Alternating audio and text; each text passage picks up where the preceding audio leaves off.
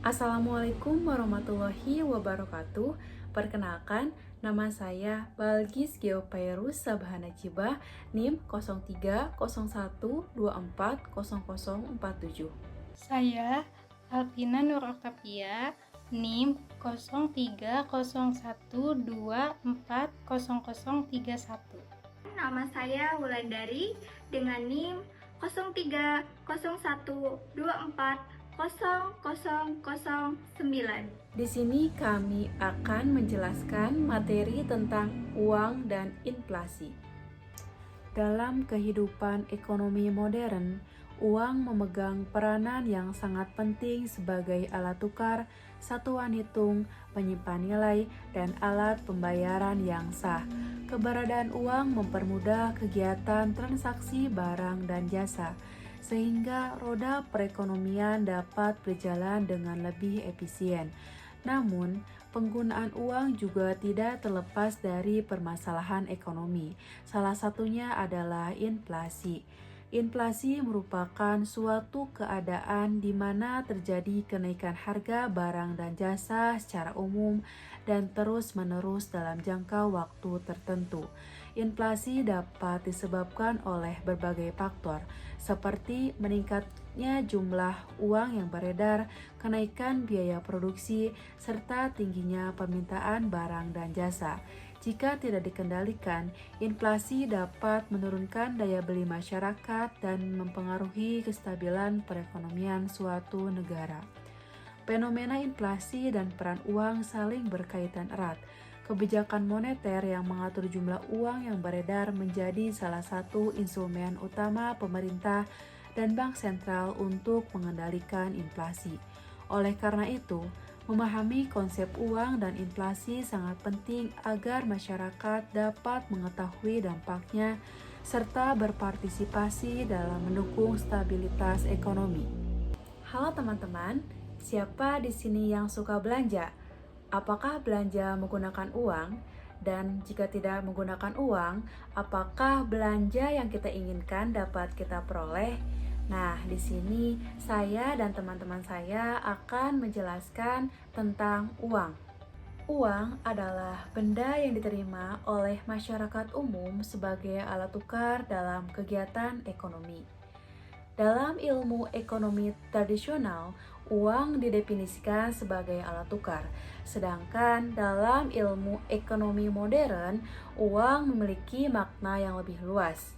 Uang diterima sebagai alat pembayaran transaksi atas barang dan jasa, serta kekayaan atau aset berharga lainnya, dan uang sebagai alat pembayaran utang. Secara garis besar, fungsi uang dibedakan menjadi dua jenis, yaitu fungsi asli dan fungsi turunan. Fungsi asli yang pertama adalah uang sebagai alat penukar atau medium of exchange.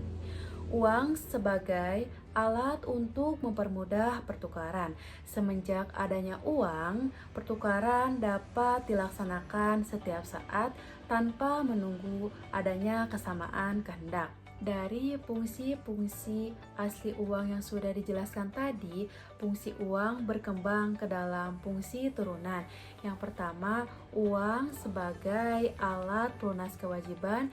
Yang kedua, uang sebagai alat untuk menabung. Yang ketiga, uang sebagai penyimpan kekayaan. Yang keempat, uang sebagai pemindah kekayaan. Yang kelima, uang sebagai pendorong kegiatan ekonomi. Selanjutnya, jenis uang. Ternyata uang itu jenisnya beragam.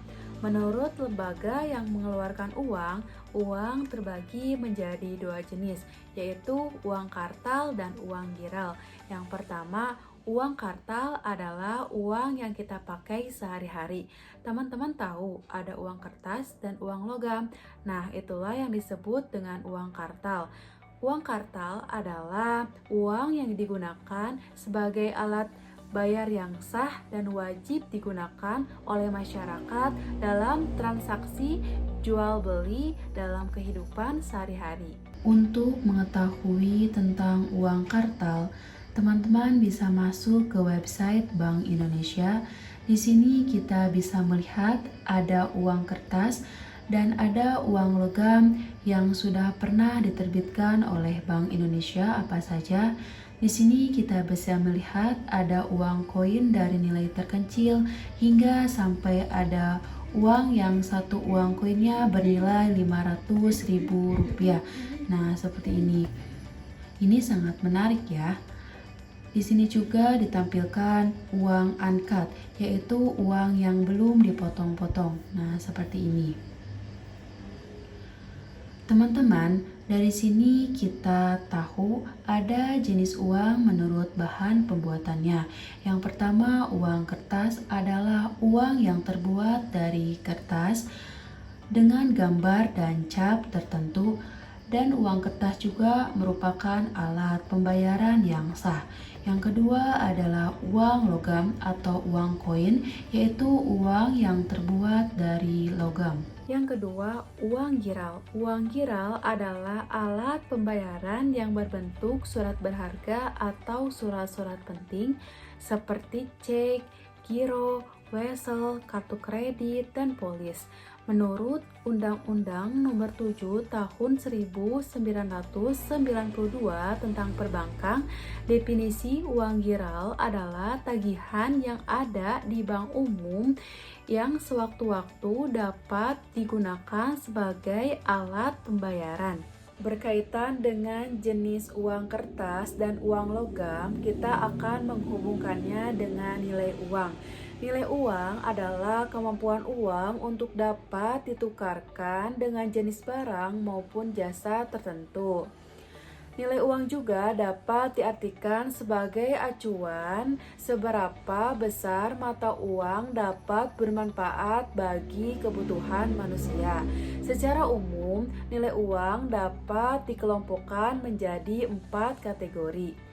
Yang pertama, nilai intrinsik. Nilai intrinsik merupakan nilai atau harga nyata dari bahan yang digunakan dalam membuat uang.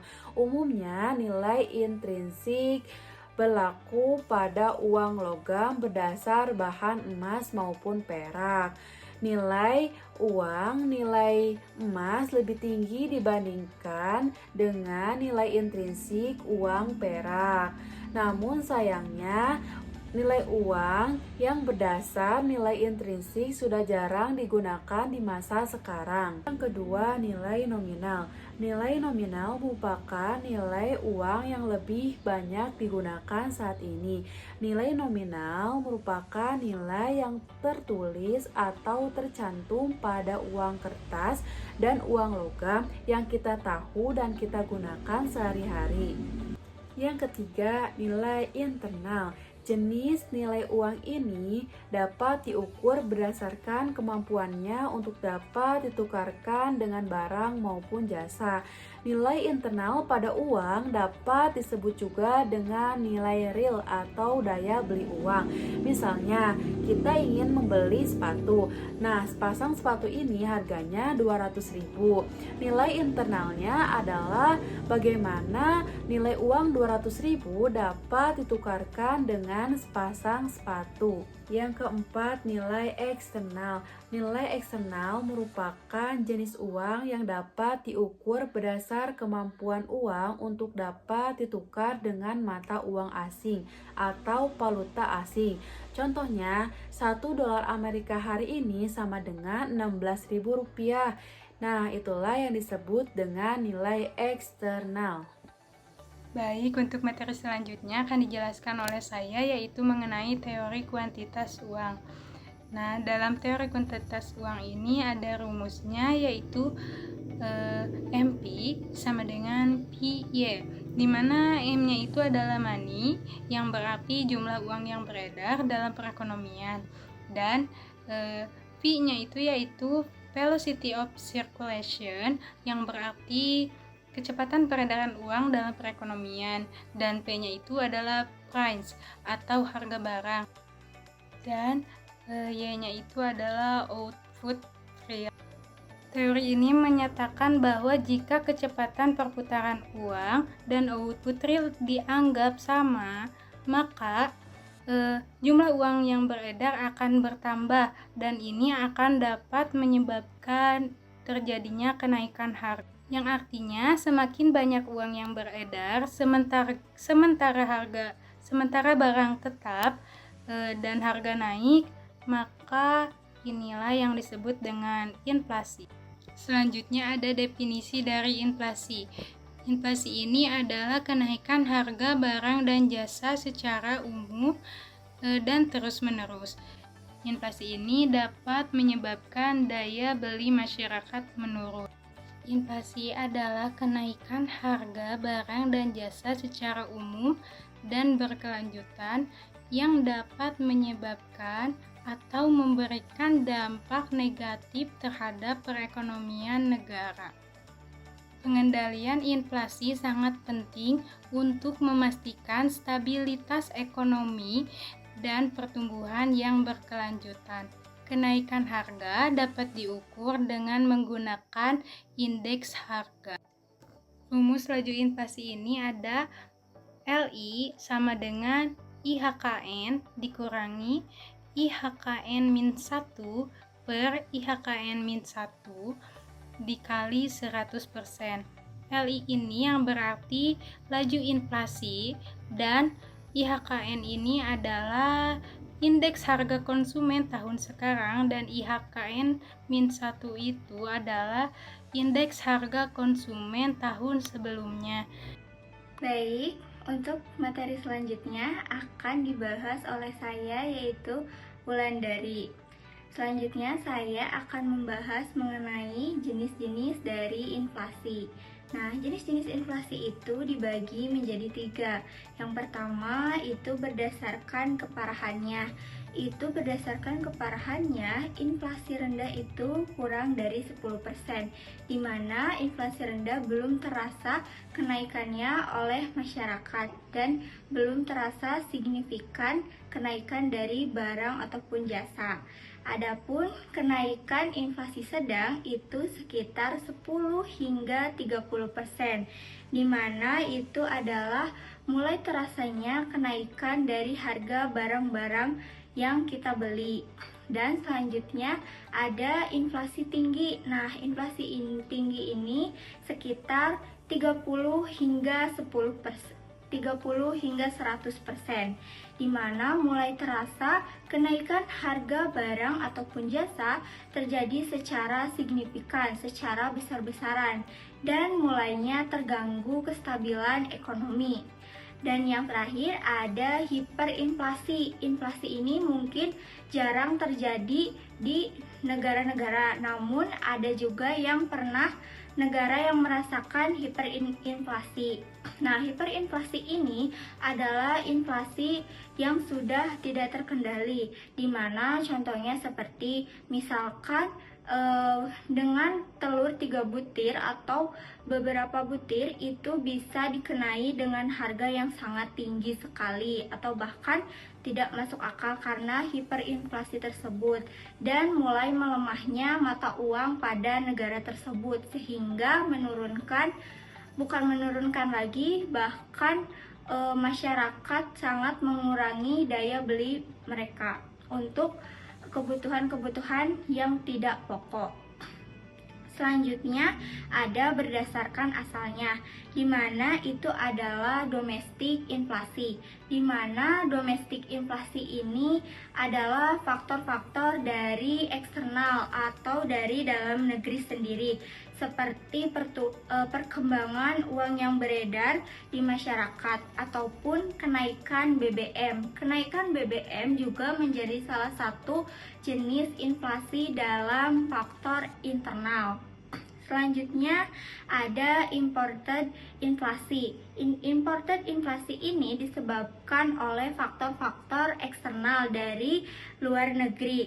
Contohnya seperti harga barang impor lebih mahal di dalam negeri karena kita Indonesia sendiri sering melakukan impor dari luar negeri karena belum tercukupinya kebutuhan di dalam negeri ini sendiri, sehingga dapat menyebabkan inflasi atau imported inflasi. Selanjutnya berdasarkan penyebabnya, di mana berdasarkan penyebabnya ini ada demand full inflasi. Demand full inflasi sendiri terjadi karena permintaan agregat masyarakat lebih tinggi dari penawaran barang dan jasa. Seperti permintaan masyarakat tinggi, tetapi produksi kita belum bisa memenuhi dari permintaan masyarakat tersebut, sehingga menyebabkan demand full inflasi karena tidak tercukupinya permintaan itu tidak sesuai dengan jumlah produksi di negara tersebut. Yang kedua itu ada cost full inflasi, di mana cost full inflasi ini disebabkan oleh kenaikan biaya produksi seperti upah, bahan baku, ataupun pajak. Kenapa ini bisa menyebabkan inflasi? Karena jika upah tinggi, bahan baku naik, dan pajaknya naik, maka harga jual dari barang tersebut akan tinggi juga. Kenapa harga barang jual tersebut tinggi? Karena untuk mengcover semua biaya produksi yang dikeluarkan, sehingga harga jual tinggi karena adanya upah yang harus dibayarkan tinggi, sehingga menyebabkan biaya produksi itu membengkak dan akan menyebabkan harga jual pada masyarakat itu tinggi dan dapat menyebabkan inflasi. Selanjutnya ada juga dampak inflasi, di mana dampak inflasi itu yang pertama ada daya beli masyarakat turun. Betul sekali. Saat adanya inflasi, maka daya beli dari masyarakat akan turun karena harga barang atau jasa yang mereka biasa beli itu akan naik 2 hingga 3 kali lipat, sehingga masyarakat akan menyimpan uang mereka untuk hal-hal yang dibutuhkan saja, untuk membeli bahan-bahan pokok saja, sehingga menurunkan daya beli terhadap hal-hal yang tidak pokok. Selanjutnya ada ketimpangan pendapatan. Dalam inflasi ini, ketimpangan pendapatan lebih merugikan pada kelompok yang berpenghasilan tetap, seperti buruh ataupun pensiunan. Tetapi untuk pemilik aset atau usaha itu bisa saja menjadi keuntungan atau mereka tetap untung karena mereka bisa memanfaatkan hal tersebut, sehingga ketimpangan pendapatan ini bisa menjadi jurang dari pendapatan. Selanjutnya ada ketidakpastian usaha dan investasi, di mana karena adanya inflasi sehingga para investor akan sulit untuk memprediksi biaya produksi tersebut, sehingga pelaku usaha enggan berinvestasi karena resiko kerugian lebih besar karena sulitnya memprediksi biaya yang akan dikeluarkan. Selanjutnya ada suku bunga dan biaya hidup meningkat, di mana ini sering dilakukan oleh pemerintah yang bekerja sama dengan bank sentral, yaitu Bank Indonesia, di mana untuk menekan angka inflasi, maka Bank Indonesia akan meningkatkan suku bunga. Jika suku bunga naik, maka akan terjadinya kredit. Kredit itu jadi mahal, suku bunga naik, kredit jadi mahal, sehingga biaya hidup ataupun utang itu akan meningkat. Selanjutnya ada pengendalian inflasi, di mana pengendalian inflasi ini dapat kita lakukan melalui berbagai cara. Yang pertama itu melalui kebijakan moneter, di mana Bank Indonesia mengatur jumlah uang yang beredar di masyarakat agar tidak terjadi inflasi. Nah, untuk mengatur jumlah yang beredar, maka menaikkan dengan cara menaikkan suku bunga untuk mengurangi konsumsi dan pinjaman, serta operasi pasar terbuka untuk menyerap kelebihan likuiditas. Yang kedua itu adalah kebijakan fiskal.